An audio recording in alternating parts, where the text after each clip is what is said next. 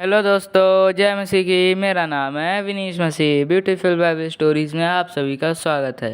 प्रियो, आज की वीडियो में हम लोग एक मोआबी जाति की लड़की रूत की कहानी देखने जा रहे हैं, जो इजरायली नहीं थी, परंतु फिर भी उसने इजरायलियों के परमेश्वर यहोवा को अपना परमेश्वर मानी और पवित्रताई के साथ अपने जीवन को व्यतीत किया।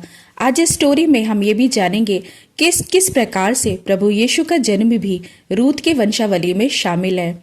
इस वीडियो को अंत तक जरूर देखिएगा ताकि यीशु मसीह के जन्म से रिलेटेड बातें हमें समझ आने पाए। यदि अभी तक आपने हमारे इस चैनल को सब्सक्राइब नहीं किया है तो सब्सक्राइब कर दीजिए और बेल आइकन को भी दबा दीजिए, जिससे आने वाली वीडियो की नोटिफिकेशन आपको जल्द मिलने पाए। तो आइए वीडियो स्टार्ट करते हैं। जिन दिनों में न्यायी लोग न्याय करते थे, उन दिनों में देश में अकाल पड़ा।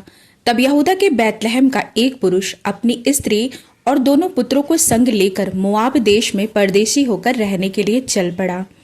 उस पुरुष का नाम एलीमेलेक था और उसकी पत्नी का नाम नाओमी था, और उसके दोनों बेटों का नाम महलोन और किलियोन थे। ये एप्राती थे, अर्थात यहूदा के बैतलहम के रहने वाले थे। वे मोआब के देश में आकर वहां पर रहने लगे, और नाओमी का पति एलीमेलेक वहीं पर मर गया, और नाओमी और उसके दोनों पुत्र रह गए, और उन्होंने एक एक मोआबिन स्त्री से विवाह कर लिया। एक का नाम ओपरा और दूसरी का नाम रूत था। फिर वे वहां कोई 10 साल तक रुके। जब महलोन और किलियोन दोनों वहीं पर मर गए, तब नाओमी अपने दोनों पुत्रों और पति से रहित हो गई। वह मोआब के देश में यह सुनकर कि यहोवा ने अपनी प्रजा के लोगों की सुधि लेके उन्हें भोजन वस्तु दी है, उस देश से अपनी दोनों बहुओं समेत लौट जाने को चली। अतः नाओमी अपनी दोनों बहुओं समेत उस स्थान से जहां रहती थी निकल पड़ी, और उन्होंने यहूदा देश को लौट जाने का मार्ग लिया। तब नाओमी ने अपने दोनों बहुओं से कहा, तुम अपने अपने मायके को लौट जाओ, और जैसे तुमने उनसे जो मर गए हैं और मुझसे जो प्रीति की है, वैसे ही यहोवा तुम्हारे ऊपर कृपा करे। यहोवा ऐसा करे कि तुम फिर अपने अपने पति के घर में विश्राम पाओ। तब उसने उनको चूमा, और वे चिल्ला चिल्लाकर रोने लगी, और उससे कहा, निश्चय हम तेरे संग तेरे लोगों के पास चलेंगे। नाओमी ने कहा, हे मेरी बेटियों, वापस लौट जाओ। तुम क्यों मेरे संग चलोगी? क्या मेरी कोख में और पुत्र है जो तुम्हारे पति हो?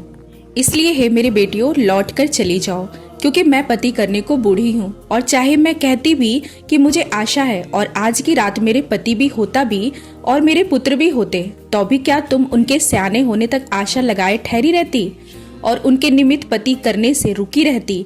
हे मेरी बेटियों, ऐसा ना हो, क्योंकि मेरा दुख तुम्हारे दुख से बहुत बढ़कर है। देखो, यहोवा का हाथ मेरे विरुद्ध उठा है। तब वे दोनों फिर उठी, और ओपरा ने तो अपनी सास को चूमा, परंतु रूत उससे अलग नहीं हुई। प्रियो, नाओमी ने अपनी बहुओं से इसलिए चले जाने को कहने लगी क्योंकि नाओमी के कोई और पुत्र नहीं था। क्योंकि मूसा की व्यवस्था के अनुसार यदि किसी का पति मर जाए, तब उस घड़ी में पति का भाई उसके साथ विवाह करके अपने भाई के नाम पर उसके लिए वंश बढ़ा सकता था। जब नाओमी ने देखा कि उसकी बहू ओपरा वापस लौट गई है, तब नाओमी ने रूत से कहा, देख, तेरी जिठानी तो अपने लोगों और अपने देवता के पास लौट गई है, इसलिए तू अपनी जिठानी के पीछे लौट जा। तब रूत बोली, तू मुझसे यह विनती ना कर कि मुझे त्याग या छोड़कर लौट जा, क्योंकि जिधर तू जाए उधर मैं भी जाऊंगी, जहां तू टिके वहां मैं भी टिकूंगी। तेरे लोग मेरे लोग होंगे और तेरा परमेश्वर मेरा परमेश्वर होगा। जहां तू मरेगी वहां मैं भी मरूंगी, और वहीं मुझे मिट्टी दी जाएगी। यदि मृत्यु छोड़ और किसी कारण मैं तुझसे अलग हूं, तो यहोवा मुझसे वैसा ही वरन उससे भी अधिक करे। जब नाओमी ने यह देखा कि वह मेरे संग चलने को स्थिर है, तब उसने उसे और कुछ नहीं कहा। अतः वे दोनों चल निकले और बैतलहम पहुंचे। उनके बैतलहम में पहुंचने पर सारे नगर में उनके कारण हलचल मच गई, और स्त्रियां कहने लगी, क्या यह नाओमी है? तब नाओमी ने कहा, मुझे नाओमी ना कहो, मुझे मारा कहो, क्योंकि सर्वशक्तिमान ने मुझको बहुत दुख दिया है। प्रियो, नाओमी का अर्थ होता है मनोहर, जिसे नाओमी ने ऐसा करने को मना किया, और उसने कहा कि मुझे मारा कहो, जिसका अर्थ होता है दुखियारी। नाओमी ने ये भी कहा, मैं भरी पूरी चली गई थी, परंतु यहोवा ने मुझे छूछी करके लौटाया है। इसलिए जबकि यहोवा ही ने मेरे विरुद्ध साक्षी दी और सर्वशक्तिमान ने मुझे दुख दिया है, फिर तुम क्यों मुझे नाओमी कहती हो। इस प्रकार नाओमी अपनी मोआबिन बहू रूत के साथ लौटी और जो मोआब देश से आई थी। तब उसी जगह पे नाओमी के पति एलीमेलेक के कुल में उसका एक बड़ा धनी रिश्तेदार रहता था जिसका नाम बोअज था। रूत ने अपनी सास नाओमी से कहा, मुझे किसी खेत में जाने दे कि जो मुझ पर अनुग्रह की दृष्टि करे उसके पीछे पीछे मैं सिला बीनती जाऊं। उसने कहा, चली जा बेटी। इसलिए वहां जाकर एक खेत में लवने के लिए पीछे पीछे बीनने लगी और जिस खेत में वह संयोग से गई थी वह एलीमेलेक के रिश्तेदार बोअज का था। और बोअज बैतलहम से आकर लवने वालों से कहने लगा, यहोवा तुम्हारे संग रहे। और वे लोग उससे बोले, यहोवा तुझे आशीष दे। तब बोअज ने अपने उस सेवक से जो लवने वालों के ऊपर ठहराया गया था पूछा, वह किसकी कन्या है। जो सेवक लवने वालों के ऊपर ठहराया गया उसने उत्तर दिया, वह मोआबिन कन्या है जो नाओमी के संग मोआब देश से लौट आई है। उसने कहा था, मुझे लवने वालों के पीछे पीछे पुलों के बीच बीनने और बाले बटोरने दे। तो वह आई और भोर से अब तक यही है, केवल थोड़ी देर तक घर में रह पाई थी। तब बोअज ने रूत से कहा, तू किसी दूसरे के खेत में बीनने को ना जाना और मेरी ही दासियों के संग यहीं पर रहना, और जब जब तुझे प्यास लगे तब तब तू बर्तनों के पास जाकर पानी पीना जिसे जवान लोग भरते हैं। तब वह भूमि तक झुककर मुंह के बल गिरी और उसने कहने लगी, क्या कारण है कि तूने मुझ परदेशीन पर अनुग्रह की दृष्टि करके मुझे सुधि ली है।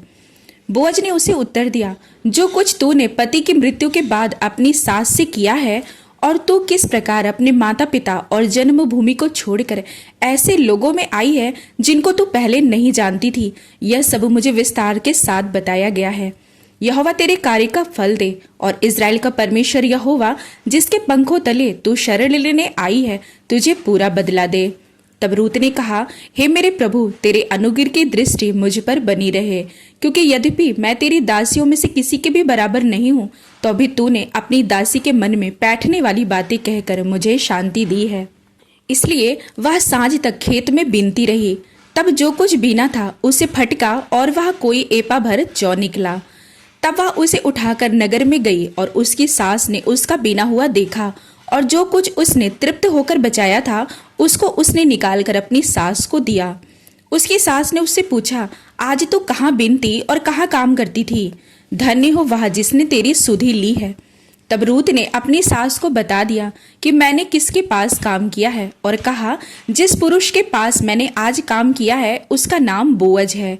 नाओमी ने अपनी बहू से कहा, वह यहोवा की ओर से आशीष पाए, क्योंकि उसने ना तो जीवित पर से और न मरे हुए पर से अपनी करुणा हटाई। फिर नाओमी ने उसे ये भी कहा, वह पुरुष तो हमारा एक करीबी रिश्तेदार है, वरन उनमें से है जिनको हमारी भूमि छुड़ाने का भी अधिकार है। नाओमी ने उसे भूमि छुड़ाने की बात इसलिए कही क्योंकि मूसा की व्यवस्था के अनुसार नियम यह था, लय व्यवस्था विवरण उसके 25 में लिखा है, यदि तेरा कोई भाई बंधु कंगाल होकर अपने निज भूमि में से कुछ बेच डाले तो उसके कुटुंबियों में से जो सबसे निकट हो वह आकर अपने भाई बंधु के बेचे हुए भाग को छुड़ा ले। तब एक बार बोअज फाटक के पास जाकर बैठ गया और जिस छुड़ाने वाले कुटुंबी की चर्चा बोअज ने की थी वह भी आ गया। तब बोअज ने कहा, हे मेरे मित्र, इधर आ, यहीं पर बैठ जा। तो वह जो आया था उसके पास बैठ गया। तब बोअज ने नाओमी के नजदीकी रिश्तेदार से कहा, हे मित्र, इधर आकर यहाँ बैठ जा। तो वह उधर जाकर वहां पर बैठ गया। तब उसने नगर के 10 वृद्ध लोगों को बुलाकर कहा, यहीं बैठ जाओ। वे भी बैठ गए। तब वह उस छुड़ाने वाले कुटुंबी से कहने लगा, नाओमी जो मोआब देश से लौट आई है वह हमारे भाई एलीमेलेक की एक टुकड़ा भूमि बेचना चाहती है।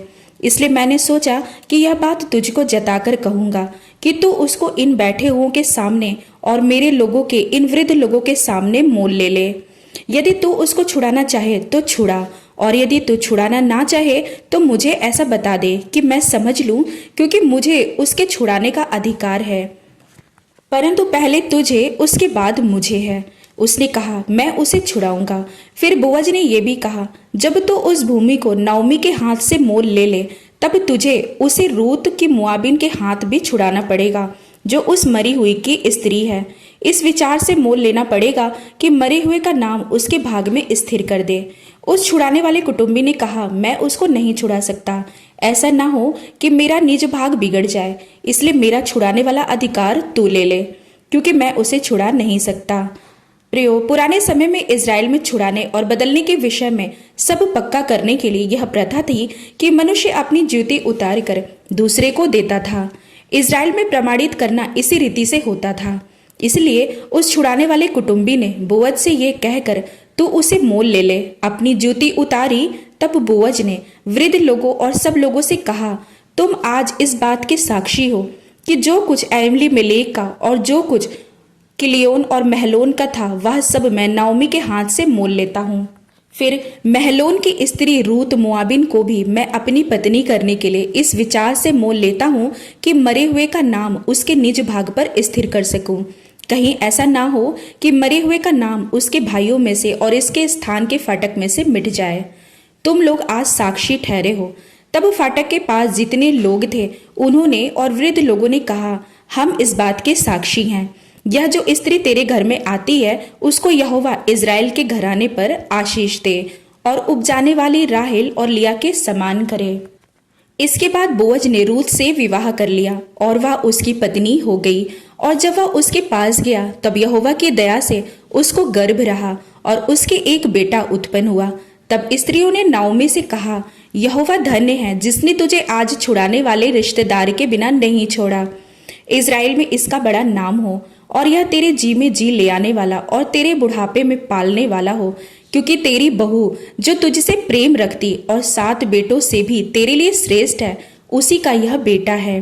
फिर नाओमी उस बच्चे को अपनी गोद में रखकर उसकी धाय का काम करने लगी और उसकी पड़ोसिनों ने ये कहकर नाओमी के एक बेटा उत्पन्न हुआ है, लड़के का नाम ओबेद रखा। ईशे का पिता और दाऊद का दादा वही हुआ और इसी दाऊद के गोत्र से ही मरियम का पति यूसुफ था, जिसकी पत्नी मरियम पवित्र आत्मा से कुंवारी गर्भवती हुई, जिसका नाम यीशु है। और परमेश्वर का वादा पूरा हुआ कि उन्होंने अपने दास भविष्यद्वक्ताओं के द्वारा कहलवाया था और स्वर्गदूत के द्वारा भी यह भविष्यवाणी हुई थी। लूका 1 उसके 31 और 32 में स्वर्गदूत ने मरियम से कहा, देख तू गर्भवती होगी और तेरे एक पुत्र उत्पन्न होगा और तू उसका नाम यीशु रखना। वह महान होगा और परम प्रधान का पुत्र कहलाएगा और प्रभु परमेश्वर उसके पिता दाऊद का सिंहासन उसको देगा और वह याकूब के घराने पर सदा राज्य करता रहेगा और उसके राज्य का अंत ना होगा। तो प्रियो, आशा करती हूँ ये वीडियो आपको पसंद आई होगी। अब मैं इस वीडियो को यहीं पर समाप्त करती हूँ। अब मैं मिलती हूँ आपसे अपनी अगली वीडियो में। आप सभी भाई बहनों को प्रभु यीशु मसीह के नाम में जय मसीह की।